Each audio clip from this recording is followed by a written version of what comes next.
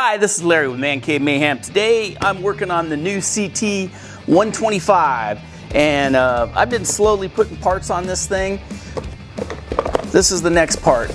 I've got 46 miles on this bike. I don't want to change the break-in oil on it, but I did get the mag plug from goldplug.com. Overpriced, I think, but supposedly a good product that will put a magnet on the drain plug. So what I'm going to do is I'm going to drain the existing break-in oil into a clean container, and then I'm just going to refill it with the same break-in oil instead of changing the oil out. I do want to go to a full synthetic once I change the oil, so I'm sure this is a non-synthetic oil that I'm just going to leave in for the first 300 miles. So I'll leave it in, but I'm going to show you guys the process. It's real quick and easy. We're not going to be changing out the filter this time, so I'm going to go ahead and do that right now. If you haven't yet, don't forget to like, share, subscribe, hit that bell for notifications, and check us out at Instagram at ManCave_Mayhem. Now let's get on with the video. All right, now that I've got the bike turned around, I can show you kind of what I'm going to, the tools you're going to use for this.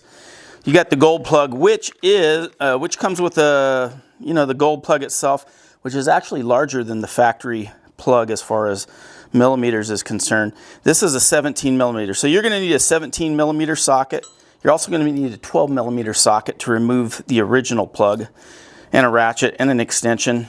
I also have this T-handle remover thingy that I used on some of my old CTs and some of my other motorcycles to remove caps. It's great for removing the dipstick without stripping it all out and getting it all messed up.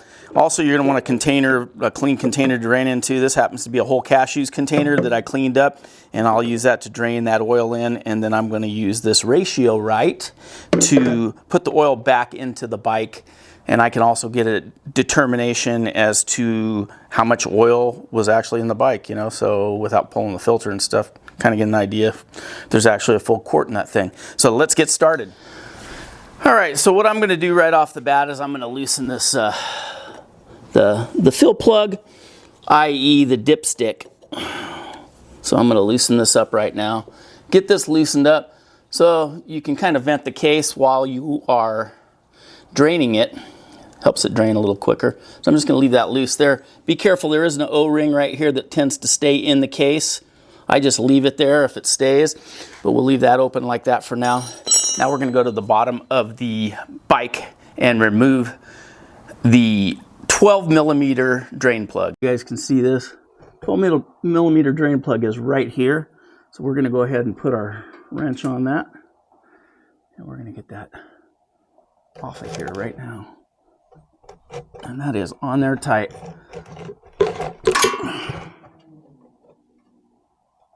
And there she goes. All right, I also forgot to add, you probably want a good funnel to put everything back in. And like I said, this is optional, using this ratio right just to find out. I'm just curious to see how much oil actually came out of this engine. So we'll go ahead and get this poured in and see where we're at. We didn't really get much out of that. We're at 18 ounces right now. About 23 ounces came out of the bike, which is interesting. So we'll see what the dipstick looks like after we're done putting everything back in. All right, that's going to about do it for this video. Once you've got the oil back in, check your level. Make sure when you check the level, you leave the dipstick out of the threads and just let it rest in there lightly. That's how you're supposed to do it. Let me know what you guys think about this gold plug. I don't know a lot about it. I've put magnetic plugs in other bikes. They seem to work. They seem to bring some of the debris from the clutches and metals in the engine down. Is it a good thing? I would think it is. I can't see how it could hurt anything.